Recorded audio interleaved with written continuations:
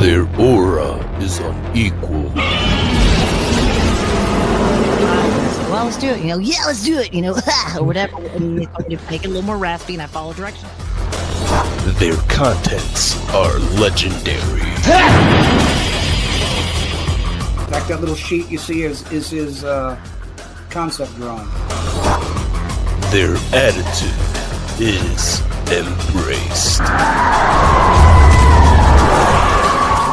Tune in to one of the most up-and-rising kaiju-sized groups within our community. So go ahead and watch all of their creative content, including that of the Raw Attitude live interview, where they have special guests ranging from actors, directors, toy creators, artists, and many, many more.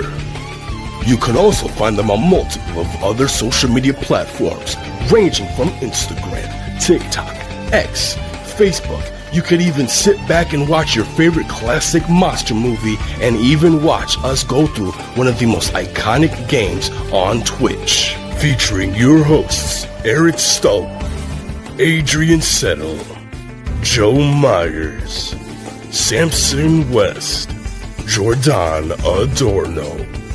They are the Monsters with Attitude.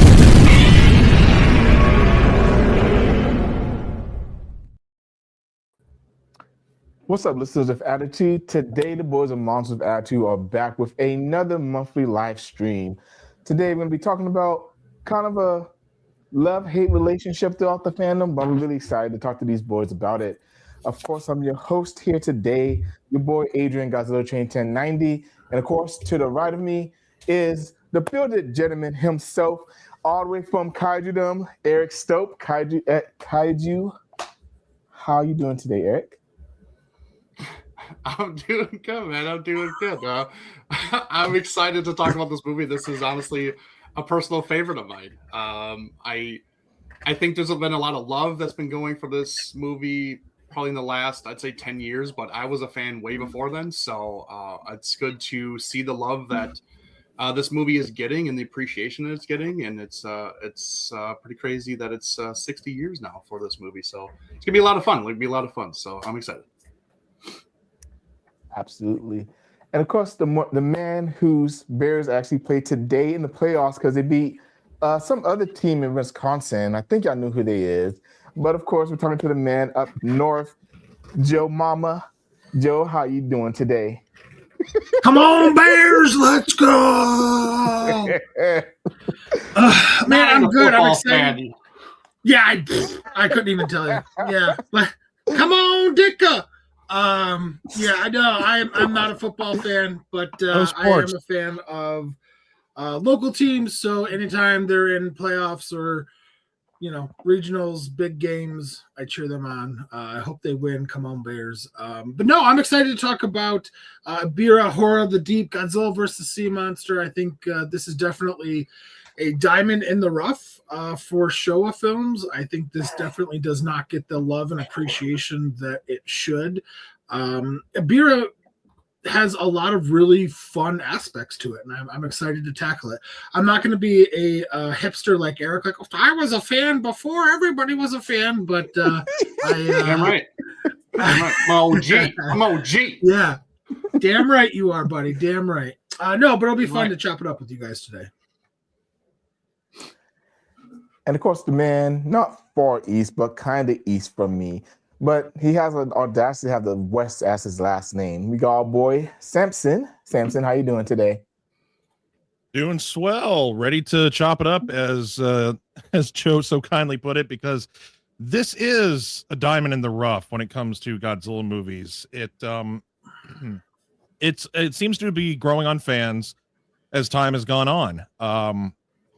And we'll get into why as the show goes on. So I'm just going to stop and say I'm doing swell. Right on, right on. Of course, as y'all see, our Puerto Rican prince is absent today. He might hop on later, but we'll see what happens. But, of course, we do have our special guest, which we kind of announced last minute, but we had to keep our anticipate just a little bit. So, of course, today we're going to be joined by one of our more loyal, one of our most loyal viewers, and he's going to be our first-time guest, the kid himself, Monster Kid Corey. Corey, how are you doing today, good sir? Corey! Hi, hello. Glad to be here. Greetings, everyone. Thanks for having me on. Oh, the fanfare. Nice. I did come prepared as well, so Yeah, there you go. we're good to go here. Yeah, I'm excited to talk about this because it is such a strange entry into the Showa era, which is my thing, and it's got those connections to my boy King Kong. So excited to maybe talk about that a bit. So yeah, thanks for having me on. Yes, sir. Absolutely. And looks like the chat is already on and popping. Eric, you want to go through the chat for us real quick? Let's go, chat. Who is so? This is gonna be different for Corey because Corey's usually the one that's in the chat. Now he gets to see all the shit. Yeah, I know. I'm just in the peanut gallery sniping away, but now I gotta have the peanut gallery sniping at me. So He gets to talk smack to our faces now. I love it. yeah, I'm here for it. Well, first we're gonna go with the first commenter of the night, Michael. Of course, good afternoon and happy 60th, happy anniversary of Godzilla vs. Sea Monster. I will be playing it during the show. Absolutely, you should be. We actually did a watch party last night on our Twitch, which was a lot of fun. And watching The best version. perfect version of the film, but we can get into that later. And let's see, another loyal follower, Nathaniel Plummer. What's going on? Him and his Kumi Mizuno love is beyond anything we could describe. So we're just going to leave it at that. Ingeki, Tom, what's going on from our Twitch? What is Tomothy. DJ C, what's going on, man? Thanks for being here. Teapot, what's going on? Haven't seen you in a little bit. For years, I thought I had watched Ibra, only to realize after getting the Showa Criterion Collection that I was mistaken. Okay. Yeah, but that's the Criterion version. Yeah. Frank, all the way from Japan, Ohio, guys. What is up, big man? What's up, Frank? Charles, what's going on? Thanks for being here. Brandon, one of our excellent moderators of our Facebook group. What's going on?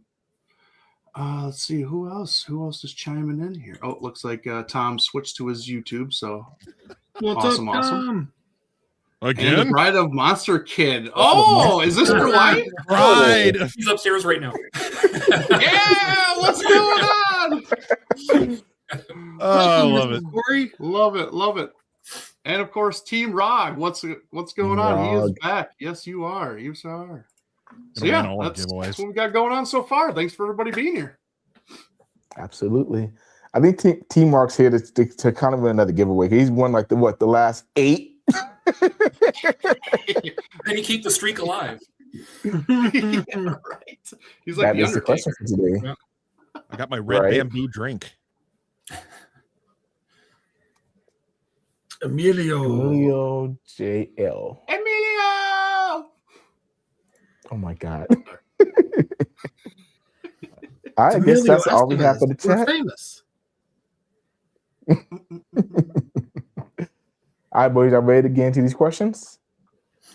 You know it. I guess. You all sound so excited about it, Samson. So, of course, my first question, why does this stand out? So, of course, I know this movie does have a lot of interesting charm to it.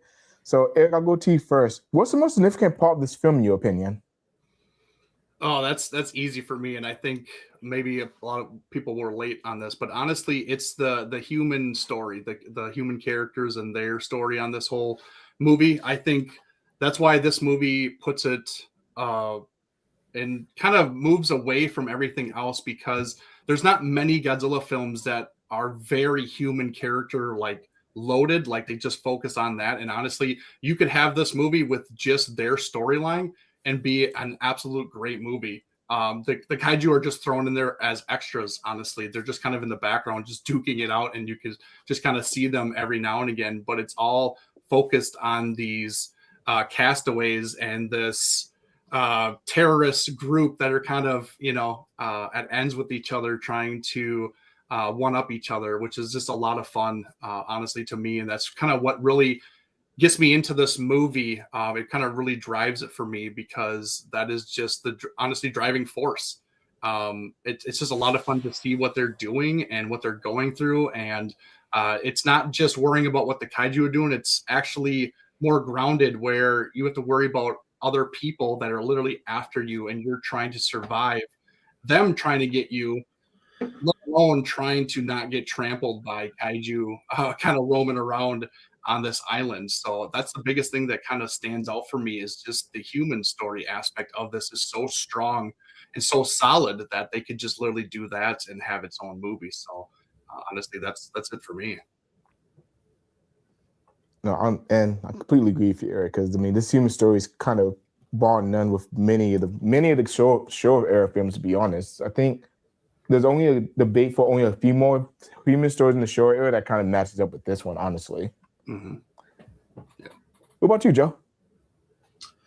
Well, I'll echo what Eric said. It's definitely more human focused, more character driven. Charles in the chat brought up a good point. The James Bond like villains, it's almost like a completely different feel for a Godzilla film entirely, really, which helps it stand out. But for me, what really makes this stand out compared to the rest of the Showa films is the fact that the villain monster, it never really felt like a threat to Godzilla. And I think that, and that's fine. But it's different because there was never really this sense of like, oh man, is Godzilla going to win? In every battle that he fought Ebirah, he beat him. So it just, I think, amplified that character story because you were excited for the fight scenes and they looked great and they were fun and they were exciting, exhilarating, all that other stuff. But because of the lack of threat, the lack of grandeur, I guess you can say, for Ebirah, it definitely helped focus on those human characters.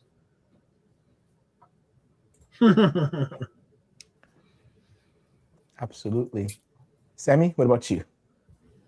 Well, it's going to be hard to follow those answers because I am of the same opinion that this is, man, Eric, you stole my answer because we talked about this the other night. Yeah. It is a very human driven movie and it's grounded. And I guess I'll add to that by saying this is one of the first ones where it doesn't have a very sci-fi fantasy feel to it because the villains, the human villains, are not they're not aliens like the previous movie. Astro Monster was almost the same feel. It was very human driven, but the human story involved aliens. As with this one, it's just regular old terrorists. Yes, we have the Mothra Islanders over on Infant Island, but that's kind of a very subplot part of the film. But I like how Eric stated it best, that if you take out the kaiju action, the movie itself could just be neat on its own. It could just be these castaways versus these terrorists on an island, and there's some villagers that they keep prisoner, and they're creating bombs, and oh man, we got to stop them or else they're going to destroy the world. And I just now pulled the movie up on my TV. Godzilla does not enter the scene until the 50-minute mark of the movie, 50 minutes and 30 seconds out of an hour and 23 minutes. So he doesn't really do anything. I mean, he's in the movie asleep. That's when we first see him, but he doesn't come out of the cave and start attacking and doing stuff until the 50-minute mark. And he has a quick fight with Ebirah, and then he disappears for a little bit and comes back in to crash the party and then fight Ebirah one more time. But it is a lot of fun. I think it's a lot more adult than some Godzilla films, which is why I think a lot of younger fans don't approve of it as much, and that's why we like it more as we've grown. But then again, I'm biased because I grew up with the VHS tape as one of my original 4 that I had from a young age. So I have been watching this since I was a kid. So it's kind of been driven in my head anyways.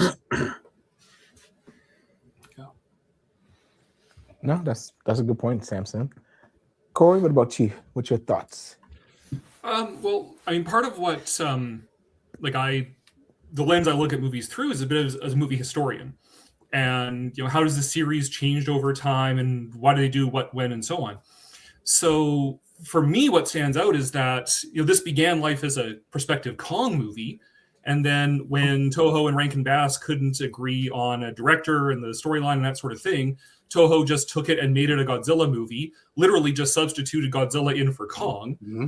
And as a consequence, it introduces all of this new stuff into the Showa Godzilla series. So it further humanizes Godzilla because he's behaving like Kong, like taking inordinate interest in Kui Mizuno, makes him more relatable, more human. It begins his sort of tropical island tiki phase. Got bits and pieces of that with like Infant Island, but this is really where you start seeing like his tropical islands that he's on all the time now. And it does away with the whole like the heroes are always like scientists and reporters and things like that, and now we have just this weird motley assemblage of characters in this very groovy sort of mid-century Bond style sort of film. It's not directed by Honda. It doesn't have music by Ifukube, so very different feel, very different musical vibe to it. So just it does a whole lot of new things that it inherited from originally being not a Godzilla movie. Yeah, absolutely. Absolutely. Damn. Absolutely. Yeah, absolutely. Absolutely. Nice. So no one has anything else on why this is significant. Let's move on to the next question, shall we? Sure. And of course, next step, of course, the next thing we have to talk about are our wonderful terrorists themselves, the Red Bamboo. Did you feel they served as a good antagonist in the film? And where would you, and this is actually a two-part question, and where would you rank them against the other evil groups in the Godzilla franchise? Corey, since you're our special guest, we'll go first with you this time. Well, I mean, they are the ones kind of driving the plot along. So, I mean, you couldn't just pluck them out of the movie. It's about this terrorist organization that is controlling this kaiju, enslaving people for Infant Island. It's got this kid's brother. They happen to set up shop on the worst possible island. Oops. Our bad. Didn't know Godzilla was there. Yeah, for real. Right. But as villains, when I watch this, like that Sean Connery Bond vibe again comes out, and what this always reminds me of, Red Bamboo reminds me of a lot, is like Dr. No.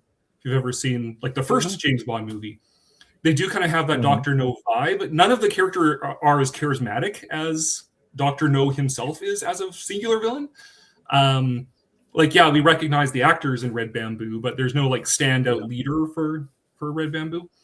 But they're stylish. They got their weird secret headquarters. They got their kaiju, that sort of thing. Where they would rank among sort of the human adversaries of Godzilla. I'm a Showa guy, so for me, like the Zillions are number one, always. I would put these guys probably, I don't know, I mean, like a number two, because the Killax and stuff, they're just sort of like, they should have been the Zillions. They're just sort of like, okay, it's more aliens. Yeah, we've already done that. The Zillions laid out the foundation for that. So at least this is something different than aliens, right? Yep. Joe, what about you? Oh man, kind of tough. Corey hit on some good points. They stand out definitely because it's one of the evil factions that's not an alien group, which I think is important and adds kind of some positive marks in their column. But as far as ranking them, I would have to put them a little low, not because I didn't like them. I did. I actually very much enjoy them as a villain group and their story in the film. It's just that if you take them out of this film and put them in any other aspect of a Godzilla movie, they're not going to seem like threatening or intimidating. I don't feel like they would be hard to beat or anything of that nature. So that really deducts some points for me. Again, I like them, but I just don't see them being a threat outside of any other specific instance other than this movie. As far as ranking, I would say probably I'm with Corey. The Exilians are number one. I think they're the best.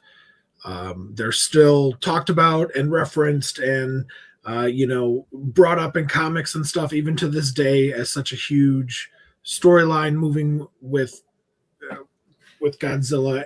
So unfortunately, I guess I would have to say these guys would fall probably towards like the middle category or middle to bottom category, just because of, I guess, importance or relevance to the Godzilla franchise. Interesting. You heard Theo's opinion too in the background. We'll get the air stock to this in a sec. I do have a follow-up question for Joe on them not being able to be placed in any other Godzilla movies. Would you even say that even in the next movie coming up, for Son of Godzilla, you don't think they would have been a threat in there with the limited resources that those scientists had?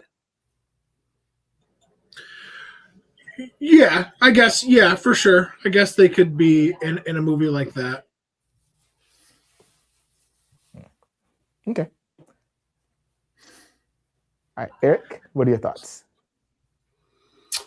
Yeah, I mean, they're not the flashy villain, we have all these space aliens, and they just don't have that, pizzazz, I guess, that aliens kind of bring to the table.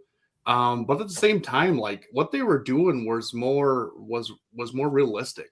They were this terrorist organization that was literally like either making or had a nuclear weapon on this, this base that they could have used whenever they wanted to.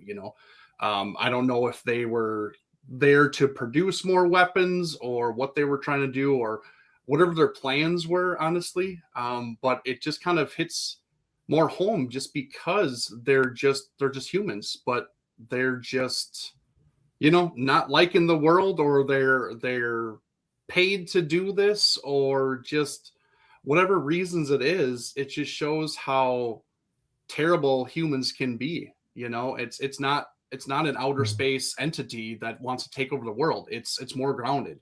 It's literally just bad people wanting to do stuff to the world. And honestly, these guys are kind of pretty crazy because they're pretty gun happy villains. Because I mean, they're spraying that whole island, and I'm surprised there wasn't like carcasses all over the place from wildlife, because man, they were just spraying it like a hose, and they didn't care who. I mean, honestly, they're probably hit a couple of their own guys and didn't even care about it, honestly, just because of how wacky their spraying was. So they just didn't care. They were just like, hey, we're gonna find these people and we're gonna take care of them. So they're literally just aiming in bushes, in caves, in whatever you could think of. They're just giving her and just going to town. So like they're just they're kind of crazy, honestly. They're like the Exilians, they had composure. They had they could hold themselves back. These guys are like, they're just going all at it. Like it was completely different. So, take out the whole flashy space alien thing. Honestly, they have to be right up there towards the top, because they are just humans that are just having this diabolical plan that, for whatever reason wants to take over the world or destroy the world or do whatever. They've got to be up there. I know they're not, the big names that we always hear about, and maybe they need to be kind of pushed up there a little bit more, just because I think people don't realize how bad they could have been if they were to, say, launch a nuclear weapon from this random island and actually, destroyed Tokyo or Japan or whatever, So, yeah, I think they're pretty bad. So. Okay, thank you, Eric. Simpson. I might have to go in a different direction. These guys were really dumb. They got thwarted by some castaways constantly. They were opening fire in every direction possible, never hitting anybody that they were chasing at any point in time in the film, except for the villagers that were escaping on the beach. But just, like Eric said, spraying everywhere, just not giving no no military expertise, just gave a bunch of random guys guns and they're just like, all right, just be happy, go shoot. There's even the scene that I love, and it's when they're on the beach. Our main eye patch dude here, I just see one of the soldiers put the muzzle of the gun right next to his ear and just, and all that was right there, man. God, that's all I can think when I watch. I'm just like, God, that was right there. Ow. They get thwarted again. Like I said, they get thwarted by the castaways in their own base. Like, they have them. I think it's this scene right here that he's like standing above them. It's like, stand up. And then all they do is they throw one smoke grenade and then boom, they're out of there. They escape with ease. And they get thwarted again by the villagers when they make phony liquid. And they didn't even think to check or nothing. They just get off the island. Everyone's coming. Pump more of it. So I don't know. The threat factor kind of isn't there for me because they were a little too chaotic in the way that they did things, and they didn't really think things through. Not a whole lot. So I do like them. Like, as Joe said, yes, no, I'm not dismissing the fact that I don't like them. Just thinking about it logically, there was no real military training about these guys. I felt like they just kind of did whatever they wanted to and had resources that their dad paid for everything, and that's why they have all the stuff that they have. I mean, to be fair, the castaways didn't escape totally easily. Takarada had to do that gratuitous role. That's right. Yes. If he wasn't able to start scene change, they totally would have got caught. So, you know. And, That's and true. Don't They hit him. don't forget, they got tricked by the most advanced form of weaponry ever, a fake bush. So, And a pigeon. just throwing it out there. Like, that was, I'm not saying it's true, but I heard that these guys were Venezuelan Secret Service. I'm just saying. I don't know. God. I mentioned that last night when we were watching. It was like when they put the headlight on the, like, hey, was that bush there yesterday? I don't know. Let's just not worry about it and go back to whatever. Go back to Monopoly. So they are a fun group, though. Honestly, like, I wouldn't have been mad if we did see them back flushed out. Somebody put in the chat, I don't know who it was because I lost it, but I think that they were just underdeveloped. And if they would have kind of come back a couple different times and like had more to do besides just kidnapping the villagers, and you saw that there was maybe more plots or more like offshoots or not societies of the Red Bamboo, but like other divisions of it somewhere trying to do different things, like, and you felt like their scale was a little bit more grand, because honestly it just kind of felt like their whole organization was on this little island, and it's like, oh, well, where are you going? Where are you taking the ship to? Like, if you're this terrorist organization that has a nuclear facility, nuclear reactor, if you have this nuclear facility, nuclear reactor in the Red Ribbon Army of Toho, for sure. And Dude, for real. and then you're escaping in the boat. Like, where are you going? Like, who's your ally? Like, Japan's not going to accept you with open arms. You're a terrorist organization with a nuclear bomb. So I don't know. Just definitely underdeveloped. I think that's my problem. Yeah, there is the implication in the film that like there's command is somewhere else, and they send reinforcements to jets and stuff like that. Mm-hmm. They totally could have come back and been a recurring villain, but weren't. But that's where, like what Eric was saying, like the comics and stuff could totally resurrect these guys and start exploring like who Red Bamboo is and what their goals were, and if they're part of Spectre or whatever. Mm-hmm. Absolutely, dude. Oh, Leslie will continue to feel my hate for. Oh boy, here we go. Emiko. We got this like this. It's funny he's saying this because I actually said this last night during our watch party to Samson, and it for some reason just hit me. I don't know why it never hit me before. I was like, holy crap! I go, since '54, those two were never on screen in a Godzilla movie ever again, and this is like their first time meeting up, and they're literally on opposites. One's good, one's bad, and it's just kind of, even Harada has the eye patch, and it's just like, how He was crazy evil to on the how other eye crazy- this time. So yeah, exactly. Like it's but it's just crazy that they all of a sudden just had that, and I was like, oh my gosh, I never realized that until now. I was like, wow. So pretty fun. So this is kind of clarifying to kind of give it wrap this question up. If the red bamboo was fleshed out a little bit more developed, would that make them more of a threat and more of a imposing force as far as villains go in the Godzilla franchise? Y'all think, as far as human characters go? I'm sorry. Could you repeat that question, Adrian?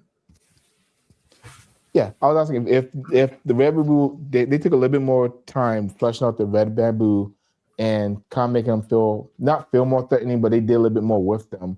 Would they be higher on everybody's list as far as a threat? Did they have the potential to even overtake the Exilians as human-esque characters in the Godzilla franchise? No. Hard pass. Even if they were a little more organized, I don't know if they knew how to shoot in one direction instead of everywhere. I think still no. They get thwarted by flips. I say yes. If they had more of a solid backstory, flushed out a little bit more the reasons why they're doing this, maybe saw their inner workings, because even like Corey said, like their command was somewhere else. We never even saw who was actually in charge of these people. We saw like their general that was there, that was kind of running things, but like, was he really the last guy? Like, was he the main head of the serpent? You cut off one head, maybe another comes up. Maybe it's like Hydra. Like that's the thing about this organization, that it could be something where it could infiltrate different organizations in the world and become this superpower, and nobody even knows about it because they're normal humans. Like they're not space aliens. They don't need certain conditions to survive or do anything. They're literally just normal humans. They could have been a super imposing power, honestly, but there wasn't enough to them. Honestly, if they got another movie and they were kind of sort of like the main villain for the human aspect, I think people would be talking about them a lot more. But it's just, just unfortunately, this movie just didn't give them a lot of love that they probably deserved, honestly. So. Yeah, I think I don't know if them being more developed in terms of their goals and stuff would have helped this movie, but I think had they come back and been in more movies, been a recurring villain, then it would have been an interesting thing to explore. Yeah, agreed. Doesn't that kind of answer the question though? Like the fact that the Exilians were in one film and they are so memorable to this day, and the Red Bamboo. Oh, well, if they had 2 more movies or 3 more movies, then maybe they could be. To me, first impressions are everything. Oh, sorry. Go ahead, Eric. No, I was just going to say, Exilians were actually in 2 movies. So. You're talking about I'm saying from their first appearance. Oh. Well, are you say that? I'm saying. 3, 4, 5, 6, if you count the anime trilogy. I'm just saying. Well, are you referring to Final Wars too? Yeah, but I'm even before Final Wars, like they were iconic and talked about, and I don't like they didn't. It wasn't like, oh, the Exilians are really cool, but then their appearance in Final Wars put them on the map. I would beg to differ. I would say they were on the map. Their appearance in Final Wars kind of cemented it. Yeah, exactly, Corey. Yeah, exactly. That's a better way to put it. Was because of that. Like in a lot of the Godzilla comics, you'll see the Exilians make a return. You don't really see like the Red Bamboo, is all I'm saying. Like I feel like that they were able to establish in one film what the Red Bamboo would probably need 4 or 5 films to do. That's just me.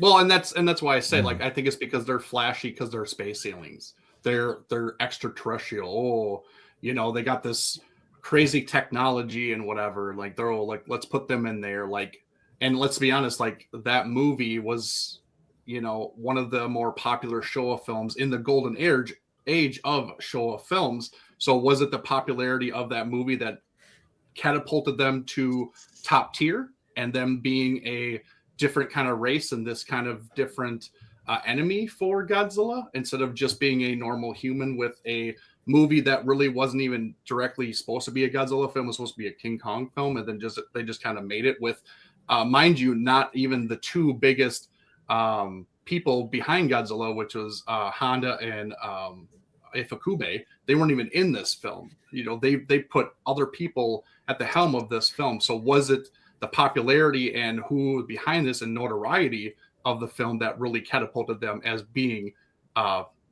bigger than life?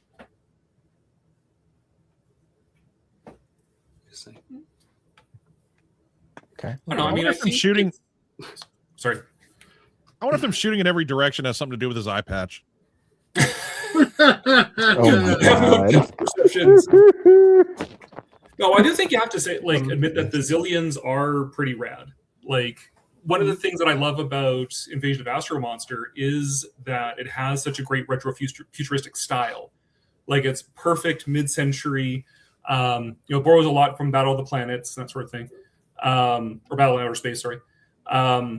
Great spaceship designs, great flying saucer designs. The Zillions are very striking. Pale sunglasses, the body suits, Kui Mizuno clones all over the place. It's hard to go wrong. And then, I mean, their plot is pretty straightforward, right? We're going to trick the humans into giving us the monsters so we can use the monsters to invade Earth. Like, okay. So that simplicity, I think, adds to that. It's not a lot of complex motivation there. And I would say, they are the most striking of the Toho aliens. I think probably the closest runners up would be the Mysterians, as far as how they look. A human terrorist organization, you're then dealing with sort of, well, they have to look like humans. They look kind of like stereotypical sort of communist junta sort of thing. Yeah. In the real world of mid-century Cold War geopolitics, what is their goal? So it's a little more complicated question than the Zillions just want to take over Earth by invading us with our own monsters. Yeah. I haven't seen the sub in a while. Do they ever describe their intentions other than just making nuclear weapons? Nope. Okay. All right. So, of course, the next question I got for us is going to be, why the hate? So, as I kind of mentioned earlier, this film is kind of split in the fandom, or at least for a long time, it's kind of split in the fandom if you really loved or hated this film. Why do you think this film is looked down on for so many years, and why do you think it has grown in popularity in the Godzilla fandom in the last 5 years? We'll go, Samson, I'll go with you first this time. We kind of stated it when we were talking about whichever topic it was earlier. This is basically a human-driven story, which a lot of people, we're all about the monster action. We want to see it. We want to, and as I stated, Godzilla doesn't enter the scene until 50 minutes into the film. We see Ebirah attack those two dudes and turn them into dude kebabs, but then he disappears quickly after that. We don't see any monster action. So it's a mainly human-driven movie, and it's very grounded. It doesn't have a lot of the sci-fi aspect to it like Astro Monster did, which is why I think people love that. As adults, we've grown to love that movie because it's a human-driven movie, but there's the sci-fi aspect of the human story. With this one, it's just everybody keeps saying the word Bond. Everybody keeps throwing James Bond in, which, I mean, it's great the way the movie goes, but for young fans, it would be boring. It would be boring because it's like, all right, let's just hurry up. I want to see Godzilla and a lobster beat each other up. So that's my very simple answer, is that it's more human driven and it's very grounded compared to the sci-fi aspect of previous Godzilla films. Yeah. Okay. Thank you, Samson. Corey, what's your thoughts on this question? Well, my pet theory is that pro Godzilla Kong haters hate Kong so much they even hate a Kong movie that doesn't have Kong in it.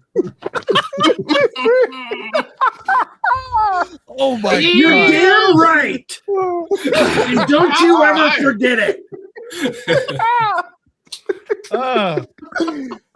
Screw Kong and that horse he rode in on.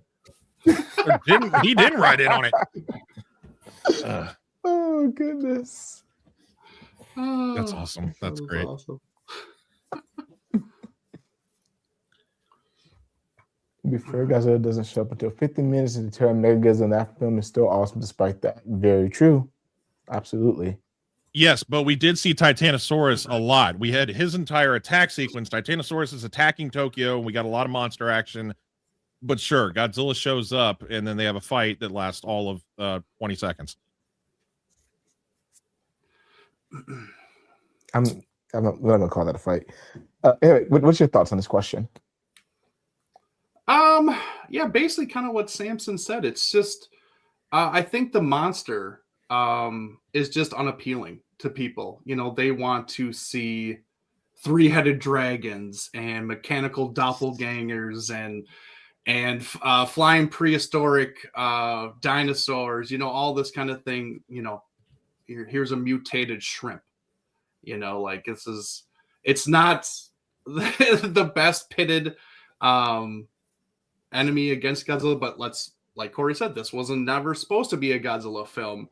And I don't think people just understand the backstory of this film and either why it was made or how it was made, what it was intended to be.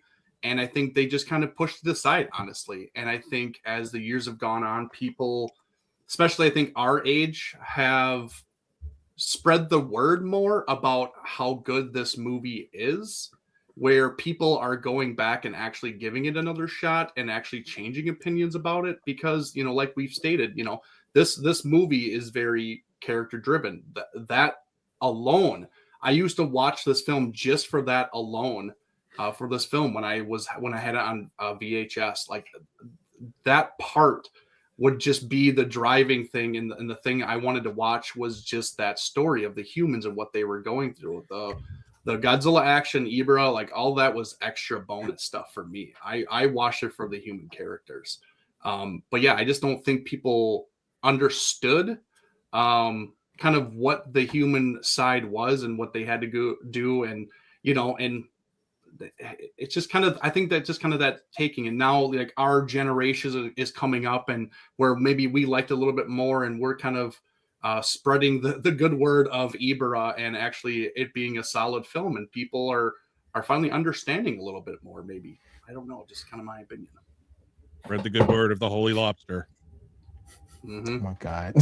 Snap, snap. Joe, what about you? What's your thoughts on this question? Well, my answer is pretty simple. I hate Kong so much. I hate any movie that's even remotely associated with him. So he had to rebuttal. Yeah, we had to. No, I'm kidding.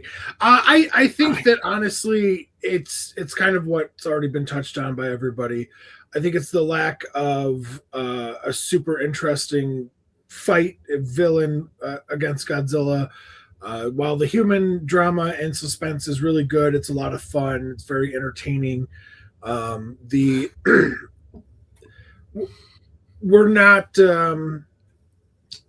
watching a Godzilla movie and seeing a really awesome human character cast story, a Bond type film in it, an Indiana Jones film in it, an alien invasion film in it. That's all a bonus. Let's be honest. We're watching Godzilla for Godzilla. And I think that anybody that says, oh, well, I watch it because... No, you don't. You watch Godzilla for Godzilla. Like, let's be honest here. So I think that it's the lack of a very, really cool kaiju. It's just a giant crab or lobster. You know, it's not very exciting. That's just my opinion on why other people hate it. Again, I don't hate it. I think one other thing that takes us out of it a little bit, this is one aspect that I've recognized even since I was a kid. The back and forth between Infant Island and our main plot is it kind of takes away from what's going on. Like, we're like getting invested in the human castaways plot, and then all of a sudden we get to see this dance number on Infant Island for the 13th time. And it just keeps going back and forth with the Infant Island alarm clock not waking up Mothra from her hangover. So that takes away a little bit, in my opinion, just slightly, just slightly. Yeah. Okay. I think Eric was the only one to answer the second part of the question, so I'll ask that again as well. Oh, there was Why two? do you think why do you think it has grown in popularity in the Godzilla fandom in the last 5 years specifically? I don't think you did ask that. I didn't hear that part. I definitely said that part. Joe, do you want Why to don't jump you go, first? Samson? What do you think? Well, he just called on Joe. Joe. Okay, go. I'm sorry. Are you asking why the change of heart that some people have had? Is that what your question was? Essentially, yeah. Why do you think it has grown in popularity in the Godzilla fandom in the last 5 years? It may be because as some of the old guard kind of, and this is a rude way to put it, and I don't mean it necessarily this way, but just as a figure of expression. But maybe as some of the old guard has, moved along or died out, they've been replaced by people around our age group, like I think Eric said, that did kind of grow up with this and do have an enjoyment for it. So maybe it's just kind of like a new breed, new era. More people in the fandom. So there's more people that happen to like it. I really can't give a reason why people's opinions would have changed. Okay. What about you, Samson? I think that it has a lot to do with social media as well, because it was either Joe or Eric that mentioned that we have recommended it to people over time now. People of our age, and with social media, we have recommended it as we've grown with it, because I think a lot of us grew up with it physical media-wise. I grew up with the VHS tape and then moved on to the DVD and then eventually the Blu-ray. So being able to have access to physical media and recommend it across social media platforms to people, we've been able to explain and express our opinions on why it has changed, like we're doing right now. Like we're saying, the human story, it's very James Bond-esque, and it's an interesting story as it is. And I think it's the recommendation factor that has kind of made things change over time in recent years. So the social media boom and recommendations. Okay. Thank you, Samson. What about you, Corey? I'd be hard pressed to really try and second guess it because I'm not exactly in step with the whole Godzilla fandom.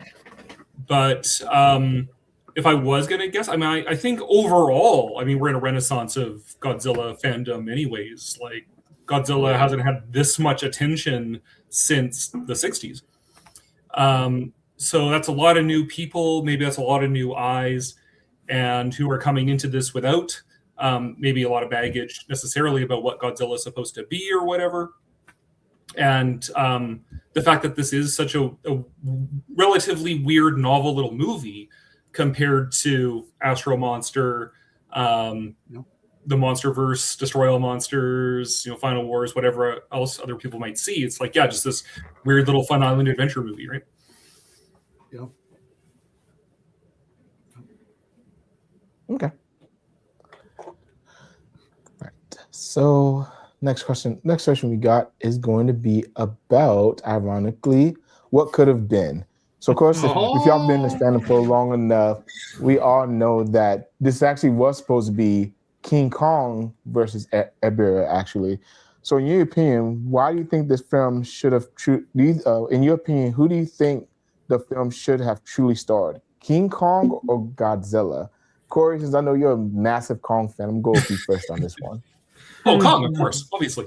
Well, the thing, what's weird about this again is that they literally just replace Kong's name with Godzilla's name throughout this whole thing. So the movie that we have is essentially the movie that would have been made. It's just got Godzilla in it instead of Kong. So when I watch this, there is a bit of a mental filter that this is a crypto Kong movie. So I think as far as that goes, of course I would have been happy for this to be a Kong movie. More Kong movies is better. Well, not always, but in this case, it would have been good. The only sort of thing that would make me step back from that is that if this movie did go ahead with Kong, we might not have gotten King Kong Escapes. And I think King Kong Escapes is a better movie than this. So if sacrificing this to get King Kong Escapes, then that's a sacrifice I'm willing to make. In an ideal world, they both would have been made both with Kong in them. Yeah. Okay. Joe, what about you? I'm glad you went to me next. Corey just brought something up that actually completely changed my mind. Because I would have said that I would have rather have had Kong because Godzilla really doesn't do much. I think Godzilla was too overpowered for Ibra, and Kong would have been more of a interesting battle, I think, with it being more hand-to-hand. There's no beam weapon, etc. There's no super regenerative ability, things like that. But Corey just said that if we didn't get this movie with Godzilla, we may not have gotten King Kong Escapes. And without King Kong Escapes, we would not have gotten one of my all-time favorite kaiju, Gorosaurus. So with that being said, that alone, I 100% back up what Corey says. Okay. What about you, Eric? Yeah, I mean, as much as I like this film, I would have liked to see Kong fight Ibra. Honestly, it just would have been more equally matched. And like Corey stated earlier, Godzilla was very humanoid in some of his mannerisms and how he acted, which is very much what Kong would have done if he was in the film, honestly. And I would have been okay with it, honestly. Like I said, as much as I like this film, I would have been okay with this being a King Kong film. I think everything would have flowed perfectly. There's really not much you would have to change except just take out Godzilla, insert Kong, and there you go, and just film the thing. So, yeah, I have no, bad thing to say about Kong being in this film, or it should have been Kong. It just sucks that the companies couldn't come together and, they couldn't get Ishiro Honda to direct it, and that's what they wanted for the Kong film, and Toho couldn't give it to them, and so they pulled out, and so they just inserted Godzilla for it. So but I am glad that they were able to reconcile the two companies and make King Kong Escapes, because that is in my top 3 non-Godzilla Toho films of all time. It is such a blast of a film, honestly, and yeah, it's a lot of fun. So yeah, it's crazy that we came to this spot and we got what we got, and it sucks too because Fukuda didn't even like this film. He didn't even like, mostly, honestly, all of his films. Honestly, he hated his films, and a lot of it was what Toho was telling him to do. Literally, Toho was a what modern day Disney is right now for a lot of franchises, telling them what they had to do, what they couldn't do, and if they didn't do it, it wasn't going to get made, or whatever, they would find somebody else. And that's what Toho did to this movie. And Fukuda didn't like it, and he just kind of went along with it and got it all done. And it kind of sucks because I think that kind of happened with a lot of his films, and I wish that we would have gotten films that he actually would have loved and had a lot of passion for, and actually took a lot of pride in what he did. Maybe they would have been even better, because honestly, a lot of his films are amazing. They're some of the best in the Godzilla franchise, honestly, even though he hates them. So it would have been interesting to see. But yeah, I mean, I'm okay with Kong being in this film and it being a King Kong film. It wouldn't have changed my honest perspective on this. I still probably would have loved it because, like I said, this whole film, it's around the human characters. I still would have loved it. So I would have been on board with it, honestly. Right. And then Since before I get to you, I know that DJC was saying that there was studio interference. WB also did this to Zack Snyder with the Justice League in 2017 as a perfect example. One of my favorite examples of this is how Edgar Wright was supposed to do the first Ant-Man movie, and then Marvel realized they hired Edgar Wright, so they fired him. Oh man. Oh, dang. We don't want someone with a creative vision. We want somebody who can execute our product. Corey said it best earlier. You just got to put on a pair. It's like you're putting on a pair of Godzilla sunglasses, and it's just a Godzilla filter. All the mannerisms that Godzilla does, it's King Kong-esque. Other than having atomic breath that he fires one time at Ebirah, I mean, he's tossing rocks, and they're going back and forth, tossing rocks, playing volleyball, which that Kong would do that.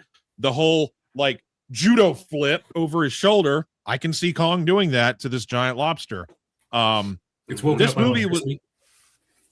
This movie is pretty much just a trial run for Nakajima portraying Kong in a Godzilla suit so that he could be Kong in King Kong Escapes. Because everything that he does, it's so King Kong-esque. And now that I just am realizing, I didn't actually have a lot of knowledge. It was a rumor to me in the early years of the internet that King Kong was supposed to be in this. And because it was the early years of the internet, there wasn't a whole lot of proof. But now I know better. But it's absolutely just okay. All right, let's put a Godzilla filter over Kong, and that's what this movie is. All his mannerisms, even the fact they wake Godzilla up with lightning, because all of a sudden Godzilla likes lightning, right? After all the films that he's been in, he all of a sudden, waking Kong up with lightning would have made sense. And if we think about a continuity, like a fantasy continuity, at the end of King Kong versus Godzilla, he goes off the ocean to swim back home. Maybe he gets lost in a storm out at sea and he gets washed onto this island and is stuck in the mountain, passed out. So if we did like a fantasy continuity thing, then yes, it would have made sense for Kong to be on this island. But everybody said it best. If Kong was in this, would or would we not have gotten escapes? So it's a fantasy idea, but yeah, what could have been? It would have been interesting, because it totally just is what it is. It is Godzilla acting like King Kong. I actually want to add something because I think Leslie brought up here that where I would have, other than just Kong, great, is that Mothra is my favorite Toho kaiju. So to see Kong and Mothra together in a movie would have been great. So would have liked that. And, I had to wait until Godzilla X Kong to finally see them on screen together. So, yeah. Well, and then I know. Go ahead, Eric. I'm sorry. No, go ahead, Adrian. No. I got another thing to go. So go ahead. I'll go ahead. Well, I was just gonna say it's just kind of funny too that the suit actors for the ones who portrayed Godzilla and Ibra in that film were the same two that did Kong and Meki Kong in King Kong Escapes. I just thought it was cool. I didn't know that. I didn't know that. Wow. Wait, did the same suit actor also do Gorosaurus, or did like a third party do Gorosaurus and Mechanicong? Was it two separate guys? I think someone else did Gorosaurus. Okay. So, and what I was going to bring up was, we went, because I know y'all keep bringing up that we may not have gotten King Kong Escapes if we got Eberhard Deep with King Kong in it. But what could have been interesting was they even connected the two films. They connected this and then King Kong Escapes, I think. I think that would have made for a pretty cool continuity. And then another off the wall question: are there any other Showa films that y'all can see King Kong replacing Godzilla in? In the Showa? Mm-hmm. Strictly just the Showa. Yeah. I mean, any of the Tropical Island movies, except Destroy All Monsters. He could have been in Destroy All Monsters. Would have been fun. Yeah. Oh man. Yeah, for sure.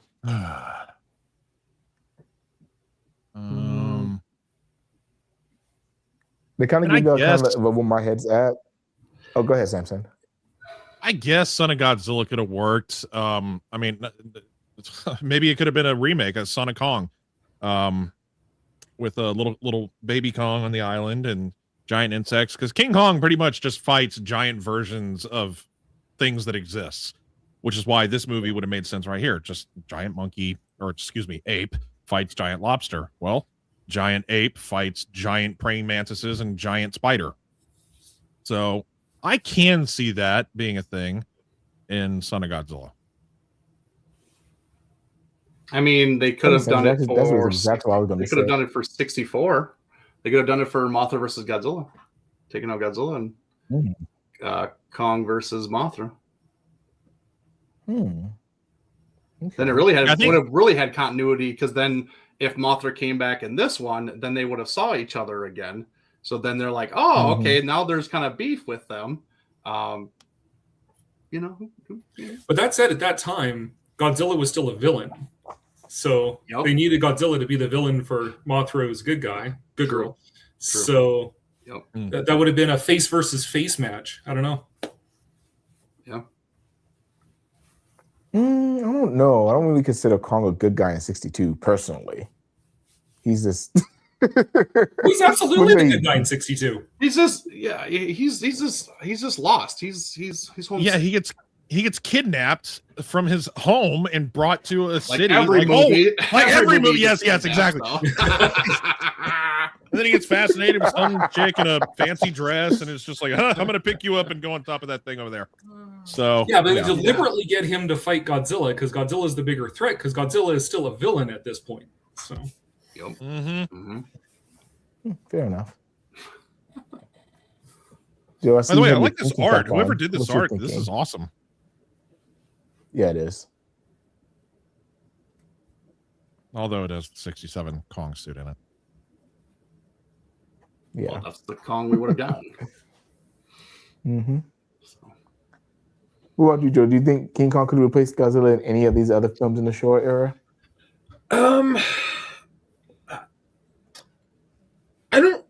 I got nothing really on that. I can't really picture Kong going against any of the kaiju in the 70s. They're too fantastical, too powerful, beams, claws, like there's nothing there. You know, I can't see him going up against a Ghidorah, Gigan, Hedorah, Mechagodzilla. I don't know. I don't really got nothing for it. I guess Son of Godzilla, or maybe I guess technically maybe like a Godzilla's Revenge. I guess the whole Gabra thing. You know, but yeah, I don't really got nothing on it. So replace Gabra with Kong instead? Like he's the dream sequence bad guy?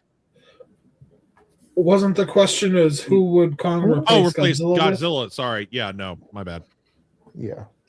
I do want to point out that there is an old Asahi Sonorama record and art to go with it of Kong fighting Ghidorah, and Kong wins. So official canon. Here we go. Oh, man. Because Ghidorah has lightning. Absolutely not. Would Kong defeat Ghidorah?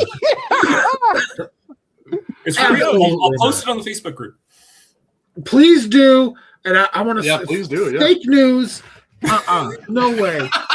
Fake news. Receipts. He wants receipts. Oh god. That's it. You know what? If it's actually true, which I'm kidding. I don't think you're lying, Corey. I'm sure it is true. I will officially tender my resignation and leave the Godzilla fandom if Ghidorah would actually lose to that stupid monkey. I sound like I'm Frieza from Dragon Ball. The stupid monkeys. Oh God. Well, you're not alone. Looks like Jordan is chiming in here. He is listening, and he's putting in his 2 cents for sure. Oh gosh. Oh well, hang on. We have to go back and reiterate everything we said now that Jordan's here. No. No. He should have been here. No, he's doing work. All right. Quack. Last question. You can only pick 2. So, of course, y'all know we have a grand amount of characters in this film, human characters that we all go to love. And the question is, if you was on a desert island, you could only choose 2 members from the protagonist group. Who would they be and why? Her twice. Well, since you already spoke, Samson, why? Why would you choose her twice? Well, I got to have something to do if I'm stuck on a desert island. So, I guess the robber, because he knows how to pick locks, and yeah, like I said, her, because that'll help with all the cactuses, right? Wait, is the red bamboo still there? Or are we not? What's the? How deep are we going with this protagonist? This protagonist. Do I want cannibals to entertain me or not? I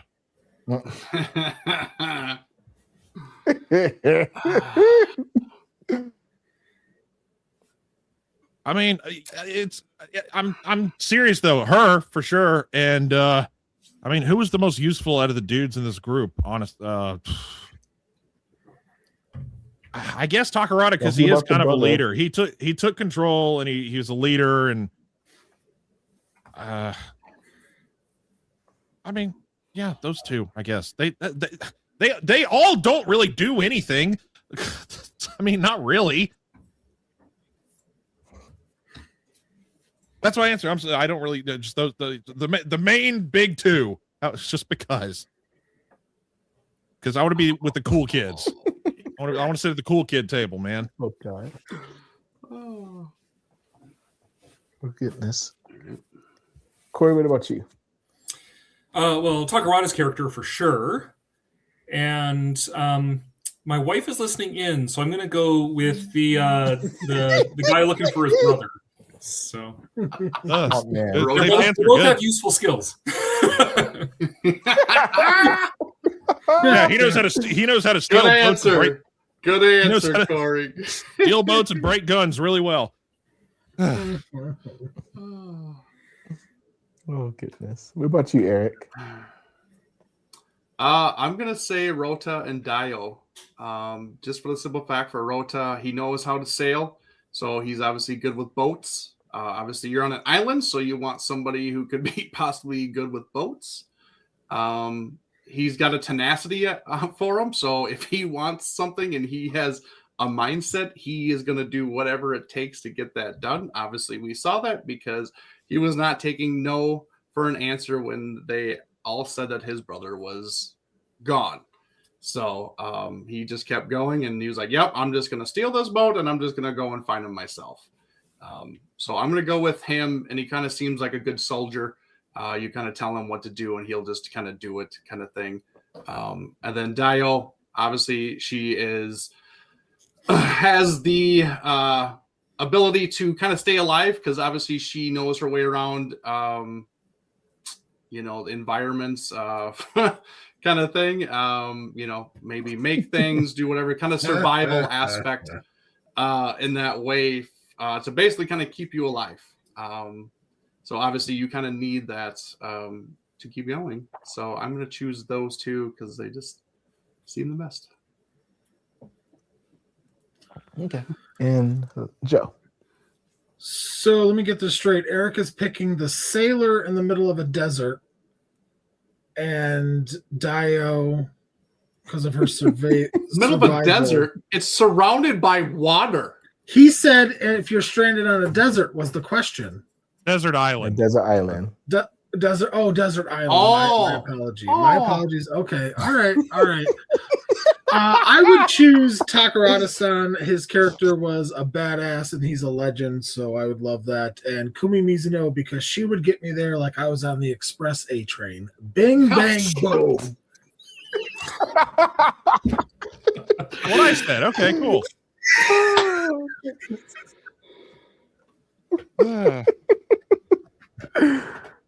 Oh, Y'all's wives must not be watching then, I guess. No, she's in the other room. She can hear me.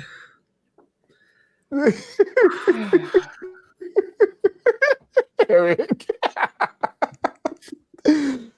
Oh, goodness gracious. Oh my! Corey's like, why the hell did I agree to come on this stupid show? Wait, Adrian, you didn't give your answer at all. Yeah, Adrian. What's your answer, Adrian? Y'all know my answer. Y'all know I'm not. Y'all know my answer. Oh, come on. That's a cop out. That's one person. You got to pick the other one. Come on.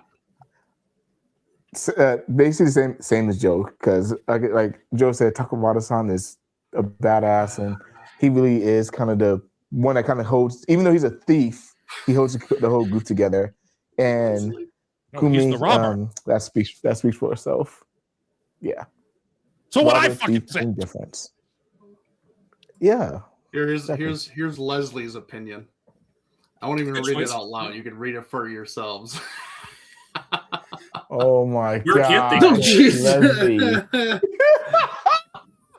those poor twins. Oh my goodness. Break them in half. That's what that means. Okay. It's like a piece of wood. Yes. That's funny. Yes. But I answer in a realistic way. Also, Dio can call for Mothra and get us off the island. Bing, True. bang, boom. True. That's very true. All right, so I've got to include this question in here, but I am curious about it. Just kind of like we talked about how this film did get a lot of hate. A lot of the Island series kind of gets that type of hate. Granted, I know Godzilla's Revenge is pretty much a clip show, so say do as you please with that. But as far as all the Island movies go, it's Godzilla versus the Sea Monster the best out of the three of them. Oh yeah. Oh yeah. I'm go first, Eric. Unless we're counting Destroy All Monsters. That's true. That's true. We're not counting that one? No, they're on the island for like 2 seconds. We ain't counting that. Okay. Just making sure. Yeah, if it's just the three, yes, it's definitely the best out of the three. Well, what about Godzilla on Monster Island, the greatest Godzilla movie ever? Again, they're on the island for like 2 minutes. I know, that's what I'm. The fact that they called it that, I'm like, what?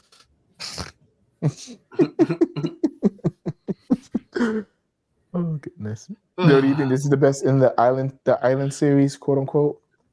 Probably, though. I'll admit I have a real soft spot for Son of Godzilla. I watched that a lot growing up, probably just as much as this one. So, kind of like a 1A, 1B type of thing. Yeah. Mm-hmm. Okay, Sammy. Nice. I'm actually, even though as you said it's a clip show, I like Godzilla's Revenge a lot. I like Gabra as an enemy. I like the wacky music and just the childhood whimsy of our main character. It just brings you back to a simpler story in a simpler time. It's a comfort film of mine. So I've watched that one way more than any of out of the three. It's the one that I've watched the most. It's probably my greatest guilty pleasure in the Godzilla franchise, for sure. So that's my biased opinion. Okay. How about you, Corey? Right. I mean, Nathaniel just made a good case for Son of Godzilla, but no, I would agree that versus Ibra is the best of the Island series. Oh well, there's no hot island girl in or Godzilla's Revenge. Damn it. Nope. No, not at all. Not. I'm not gonna say it. Oh goodness! And then Nathaniel's an easy man to please. He is. Yeah, he is definitely. But I do have one more question that just popped in my head. Also, the score from this film is different from every other Godzilla movie we got before this. Do y'all feel like this score fits in the Godzilla mythos, or do you think this score is too far left from what we usually got from Godzilla movies? Corey, I'll let you go first with this one. I think it's a bit sideways of the rest. Yeah, it's really groovy. Samson said last night that's got that kind of beach movie vibe to it, like the Elvis mid-century movie vibe to it, kind of some of the Bond soundtrack vibe to it. Very different from, the shit is getting real sort of heavy Godzilla. We are all totally screwed. Samson. It's significantly different. But what was what was your main question, asking if it fits with the other Godzilla scores or how drastically different it is? What was your Mm-hmm. Yeah, does it fit with all the other Godzilla scores does it fit over the years? I'm gonna say no because of how drastically different it is. It doesn't have the epic the original Godzilla soundtrack was driven by French horns and string instruments. This one was more it was just significantly different with the beach vibe that it had going on, as I stated last night. No, I don't think it fits as well. Yeah, just okay. no. So, a long exaggerated no from me. No. Sure. Thank you, Samson. What about you, Joe? I don't really know how to answer the question, so yes. Oh my god. Eric, what about you? It obviously doesn't fit your typical Godzilla films, but I mean, I don't think it's supposed to. Honestly, it was like I stated before. Ifukube was not a part of this, so this wasn't his track. They got somebody completely different, but I think they had to do something different because it had to feel more tropical than what I think Ifukube normally did. And I love the track. It's so iconic because exactly when you hear any of the tracks from this film, you know exactly what film it is, or maybe even which part of the film is going on, because it's so different and it just fits. It really does with the tropical environments and what they're going for. I think it fits really well. Actually, I know it doesn't fit in the Godzilla verse, I guess, as a whole, but I think that's kind of what's great about the Godzilla franchise is that there's something for everybody, and there's differences, and we kind of get all these different things that they try, and I think it works. And honestly, this was Fukuda's actually personal pick to do the actual soundtrack. He did not want Ifukube to do the soundtrack. He wanted his own. So kudos to him. Kudos to him to stand his ground. Like, no, like I want to do something different. If I'm going to be the director of this film, I want to do it my way, and we're going to do it that way. So, he got what he wanted, and I think it sticks. I think it works, and I like it. I dig it. He did it his way. He sure did.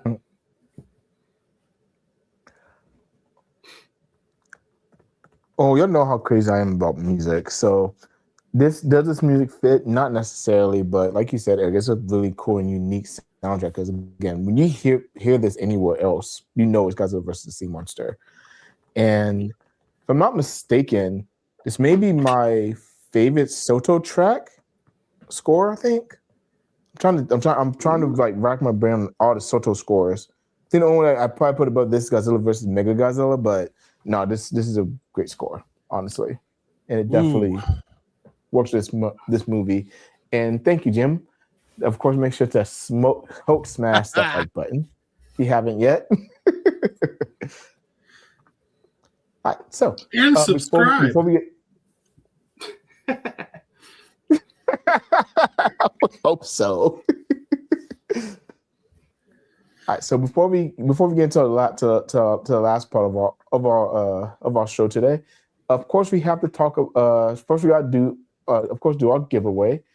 Of course, today we're going to be giving away these two lovely items: the Japanese Blu-ray version of Godzilla vs. the Sea Monster, or Ibera Horror the Deep, whatever you want to call it.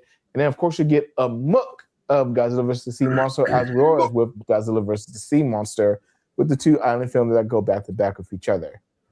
And as far as the hashtag, we can do Bitter biscuits. Hashtag Honey biscuit. Why honey? Why honey biscuit, Samson? I said cheddar biscuits. Oh, cheddar biscuits. You know what? Yeah, Red Lobster. I love does. these. Do it. I'm kidding. Yeah, just what Corey's pointing out wrong there. Lobster biscuits. Cheddar biscuit. Oh my goodness! Just woke up. Hello. Oh What no! What happened, No. Fancy? What happened? Just he's in a time cat. for the giveaway. He's taking a nap. Right. His Oh, 17th nap no, of the this day. is his excuse. He didn't want to watch it, so he's like, "Oh, I'm here for the giveaway, guys." Oh, that's Right. I see how it is. Pretty No good love. timing. No love. No love. So today our hashtag would be hashtag Red Lobster. Red Lobster. Red Lobster. Well, Adrian, I know you said we had one more thing to discuss. Are we going into the merchandise section? Yes. I know this is your show, but I had an impromptu question because I thought we would have talked about this. Okay, go for it. The best version of this movie to watch. That's kind of we're all a little biased in the way that but what is the best version of this movie to watch? What is the best way to watch it? Well, I guess I'll go first. The one we watched last night, honestly, because I've heard because that's the very first one I heard. I've heard probably 2 or 3 other ones, but the one we watched last night is definitely my favorite. Joe? Criterion. Just because it pisses off Samson and Eric. Oh, disgusting. You mean so just in Japanese with subtitles? That's fine. Oh, goodness. That doesn't piss Corey, me what off about at all. you? I'm a subs not dubs guy, so original Japanese. Hey, respect, man. Respect. All right, Eric, what about you? And I'm just like Samson. I'm a dub guy. I grew up with dubs. That is how I know these films, and I will always be a dub guy.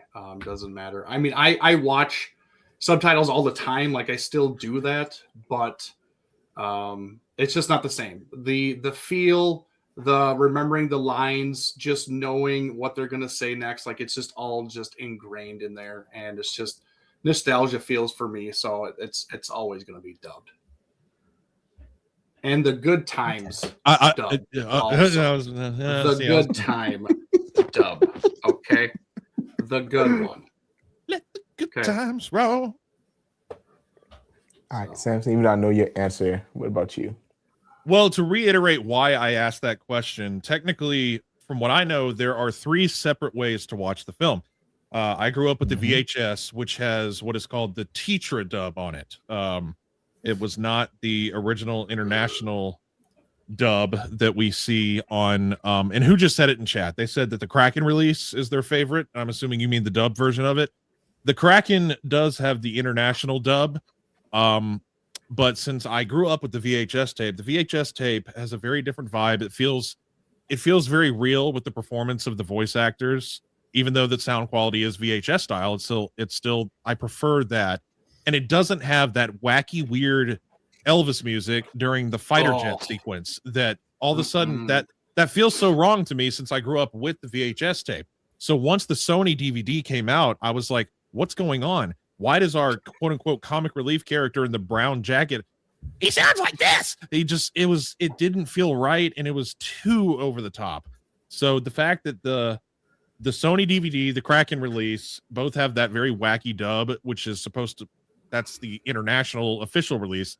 It still doesn't feel right to me. So last night we had a lot of fun watching a Blu-ray quality of the film, but with the VHS audio underneath it, which it's the most right feeling way to watch. That's my preference. So that was something, because it is weird who grew up with what version of the film. Even our boy Jordan, who's not here, said that he likes the Cannibals version of the film. It's because that's what he grew up with the Sony DVD, which is wrong, but I guess to each their own. It's wrong. Yes, it is wrong. Morally wrong. That's funny. All right, so now we're going to get into the collectible section of our show. I don't only have one collectible for this movie, sadly, so I'll go last, obviously. Yeah, I know. Maybe you should just go first then and get it over with. Yeah, you just get it out of the way. Good Lord. Oh, gosh. Fine. I guess I'll go first and just get it out there. Let's make you big. How do we make you big? Not that big. Make it big, so big. And the reason I have this in my collection is actually because of Leslie Chambers. He actually gave me this bad boy when I was kind of having a crisis on trying to buy a figure or not. So I have this beauty right here. This is definitely in 30 centimeter scale. I always forget the name of the brand it is though. But this is definitely a 30 centimeter Ebra figure, and this thing is incredible. Sadly, it's the only thing I have from Godzilla versus the Sea Monster, so I need to add one more thing, and obviously that's going to be Godzilla, or maybe a giant Condor. We'll see. We'll see what happens. And then next, I'll go with you, Corey. Well, I don't have anything specific of Ebera. I wanted to get the Bandai Movie Monster series, but I didn't feel like paying like $38 Canadian for it. So we'll see when I get to Japan if I pick it up anyways. But I do have a few Mothra things. So this is from this is the Rebel Tech. It's from the first Mothra movie, but oh man, that's rare. That's gorgeous. Rare figure. And then most of my Mothra collection are like plushies. So here we go, Squishmallow. There we go. So that's some Mothra stuff I pulled out there. Very nice. Very nice. Very nice. I got nothing. Don't come to me. You don't? Well, you suck. Shame on you, JoJo. Well, Mr. West. You suck. I might have the most. I put it on my microphone tonight. I got one of those little keychain from the blind bags.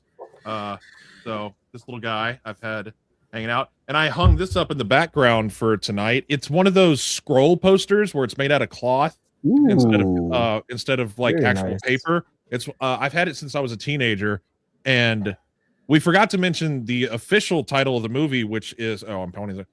Godzilla, Ebirah, Mothra, Great Duel in the South Seas is what the official title of the movie actually is. So that's, but yeah, I got this at like a comic shop when I was either a preteen or a young teenager, and I've had it for like ever. But yeah, my whole little table of Ebirah goodies down here. I got the Movie Monster series by Bandai that came out not too long ago. Technically, it's the same suit, but the Bandai Godzilla 65/66 from the Memorial Box. YMSF Godzilla 65/66. I think this one looks a little bit more 66 style because he's darker and just a little rougher looking. I think so. I agree. I got this Vinyl Paradise Godzilla 66. Specifically, this is 66 because it's the closed mouth version. The open mouth is 65, and the closed one is 66. That's how you differentiate. And it even says, does it say on the bottom of the foot? It says 1998, but whatever. It is 66. I have the original X plus 25 centimeter Godzilla 66. The Rick edition came with the little Mothra with the basket, holding the little basket. That was the original, not the double pack that came with Ebirah and the Condor, which I kind of hate that I don't have that. Somebody that's smarter than I is. Who makes these again? The little diorama pieces. Those are Sakai's. Yeah. So this little 66 one, which was gifted to me at my first G-Fest, which was very nice. YMSF Ebirah, the YMSF before Bandai did it. I like. I wanted the curved tail one, but I wasn't able to get it. So whatever. I just have the straight tail. I'm running out of places to put all my stuff. The very first Marmot Monster Heaven figure ever produced. Marmot Monster Heaven, their first figure was Ebirah, and it's in this very unique scale. And I like how it's very chibi looking instead of the high details that they do now or did back then, like the multitude of them. But this was the first one that they released in 2002.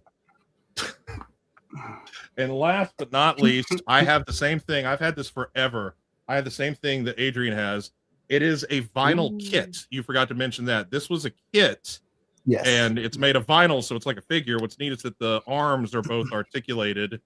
And I had this custom painted by a professional in the fandom, John Groff. He has his own website, Kaiju Zoo, if anybody remembers that.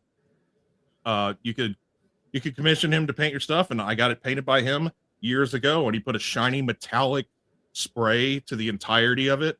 And yeah, he did a great job. It's I think it's superior to the X Plus.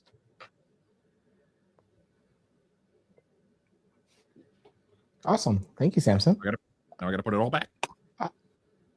You bearded kaiju. Calm down. Calm down.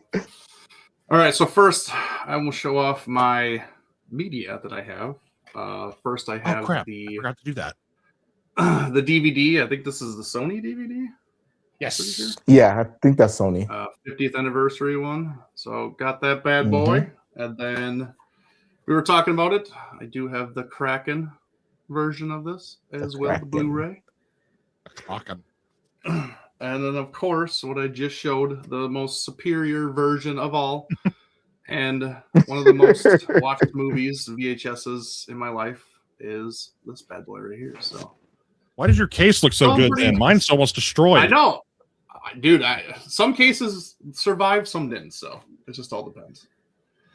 Okay, got that, and then let's see what else I got. I got, just like Samson, I have the YMSF Ibera Straight Tail Edition. Yeah, Straight Tail. Thought that was pretty cool. Pretty cool. And then I have this trio, which is pretty awesome. Oh, you got it! Ooh.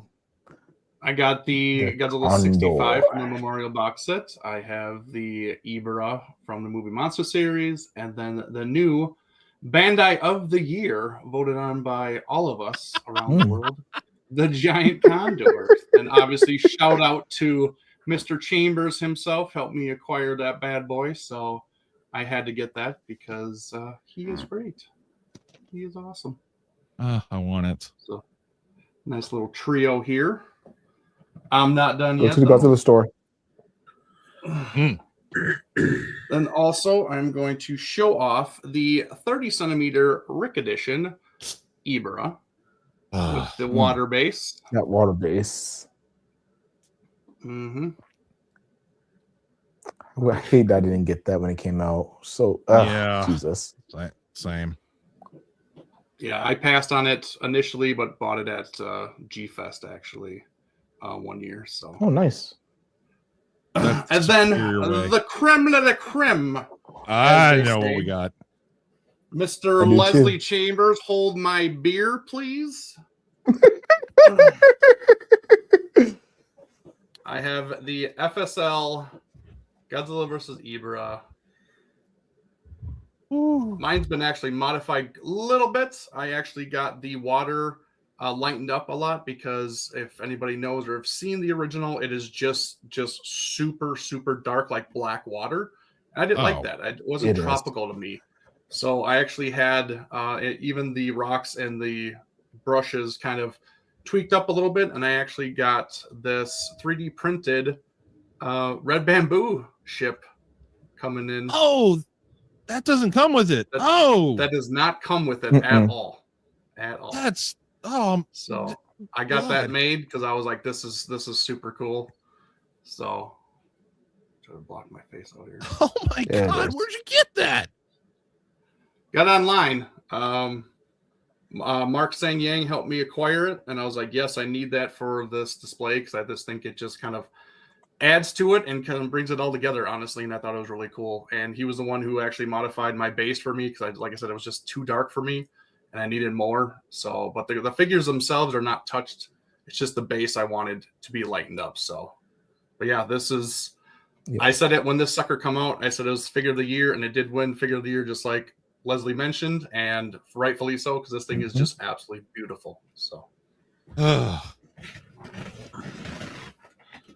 It is, and Yes, I don't have that obviously, but I have seen it in person. It's incredible.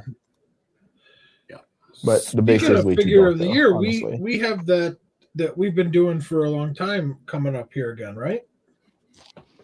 In a couple months. Yep, we sure are. We sure do.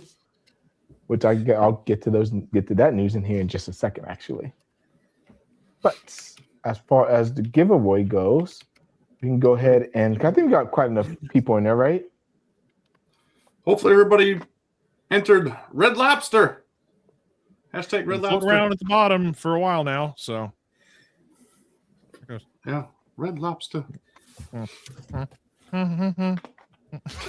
Yeah. Ooh, yeah. And run to your local grocery store and pick up Red Lobster biscuits. Oh, I thought that was one of the giveaway items. House of Red Lobster.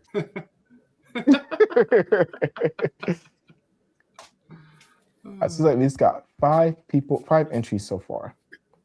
But That's it. That's good. Come on, Dang. That's it. Okay. Well, it's free. It's free, man. Maybe So we people don't like deterred Uno them. more? Maybe we deterred them by talking about the superior way to watch the movie. Possibly. Actually, I want the Mook because I think the Mook is actually really cool.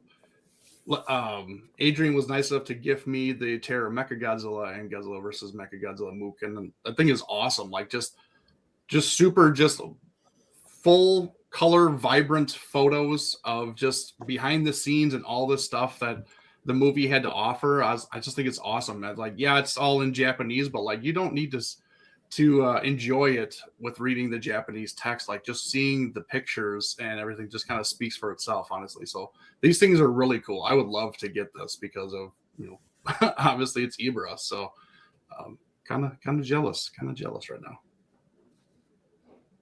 You can't win. Please, DJC. Please, DJC, do it.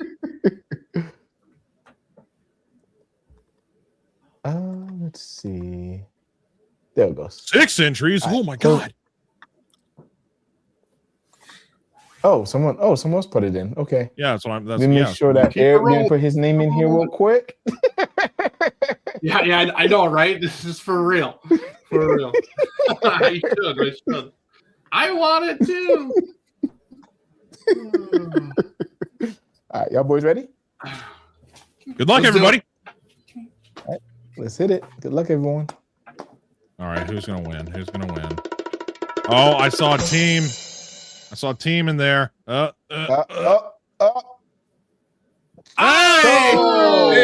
Congratulations! Yeah! Congratulations!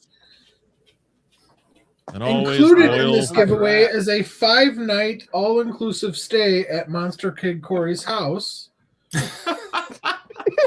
With you cheddar can biscuits. stay here in the Tiki Lounge. We got the pull-out bed. So. Mm-hmm. And cheddar biscuits. Yes. Congratulations. Congratulations, Charles. I know you've won before. Charles for posting in our group recently. He's throwing up some of the Godzilla vs. Sea Monster goodies that he has. So check that out. That's always awesome to see. Absolutely. And I know you won it before, Charles, but just in case you forgot this, hit us up on an email on monsterfattitude90@gmail.com. Or you can, I'm pretty sure we're friends on Facebook too. So you can just send me a message on Facebook also. I'll reach out with the tracking details once I have them. Yeah. All right. Before we get out of here, any closing thoughts on Ibira Horror the Deep, guys? It's a fun film. Go watch it. Enjoy it. It doesn't deserve the hate that it's gotten over the years. Yes, watch it how you like. Good dub, bad dub, or subtitled. It's up to you. Except for the bad dub. Ebra in Monarch, A Legacy of Monsters Season 2 confirmed. Finally, gets to fight Kong, right? Yeah, dude, for real. Oh, that's what that silhouette is. Okay. Mm-hmm. Yep, definitely. The greatest swerve of all time. Awesome Titan X is getting the chatter, but it's really Ibira. That would be wild. That would be awesome. That would be awesome, honestly. Well, of course, giant condor always and forever, apparently, through the Godzilla fandom, because heaven forbid someone disowns a giant condor. I voted for it. Of course you did. I love the fact that they were laughing when they unveiled that. That was the For real. Yeah. But they were all laughing, and then like there was talk where like, oh, this was all just a ploy, and nobody really wanted it. And honestly, this thing was selling out immediately when it was available. So obviously there was need and want for this thing. So say what you will about this turkey, people wanted them and people got them. So your vote matters, honestly. Thanks. Absolutely. He goes, thanks. You're welcome. But yet you don't have to figure, though. How dare you? How dare you? Sold out. Yeah, it's all sold out. It hasn't even been released here yet. The only way to get is overseas, third buy or whatever. Third party. Yeah, buy or wherever you kind of wanted. Yeah, third party. Thank you, brain fart. That's the only way to get it. So it's all that Taco Not Bell. true, actually, because it actually is in the Godzilla store website. English or yeah, but it's not here yet. You can still pre-order, not in the States, but it's no. not here. Yeah, it's not in the States yet. It's available, but it's not here yet. Mm-hmm. Absolutely. Yeah, he's available in the Godzilla store Japan. So Yeah. looking it up here, yeah. Then use Buy. That's all you gotta do. Use Buy, and it ships it right over. Mm-hmm. Oh, I Just be careful with the tariffs. Technically, you have one more Ebira collectible, but it's over there. I have the Monster Heaven Final Wars Ebira. That really nicely detailed version of the Final Wars Ebira, since nobody has come out with one yet.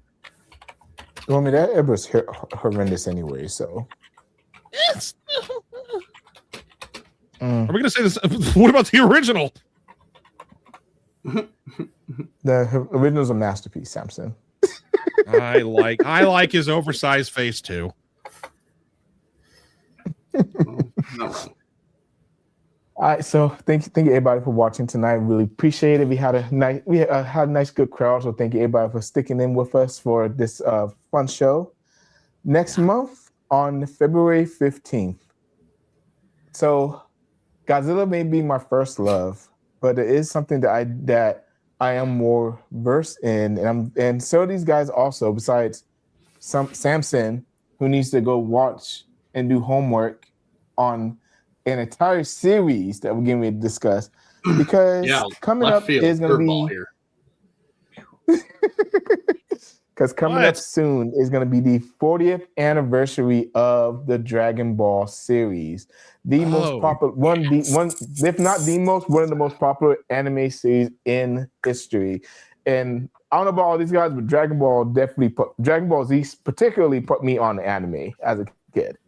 So I'm really excited to get to really deep dive into that. No, me and Eric actually did a show a couple years ago on my YouTube channel, but we was kind of just shooting the shit. But this is gonna be a good show. I'm really excited to deep dive into this with y'all, because I know we have a lot of different things that we can cover in this, and it's gonna be super exciting to talk Dragon Ball with everybody. I can't wait. Dragon Ball or Dragon Ball Z?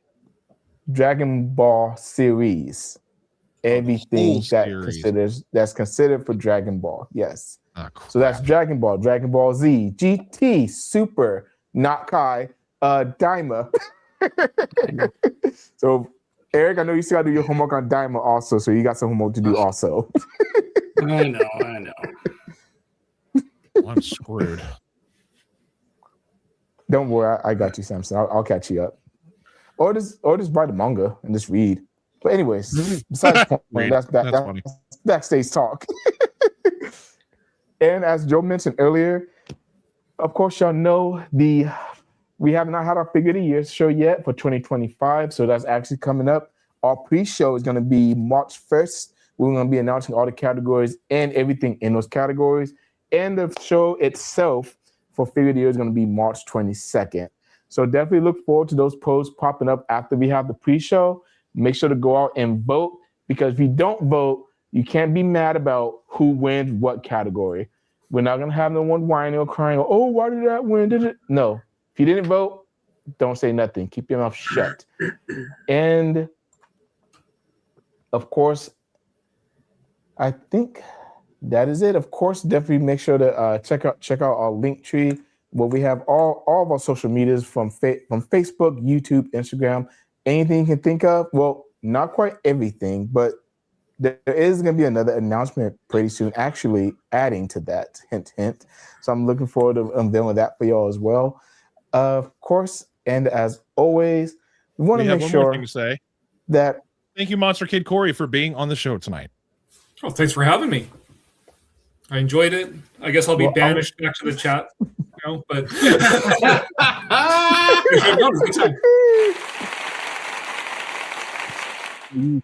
thank you for coming on and hanging out with us. It was really a great time having you with us, for sure. Wow, Kong lovers on this show. You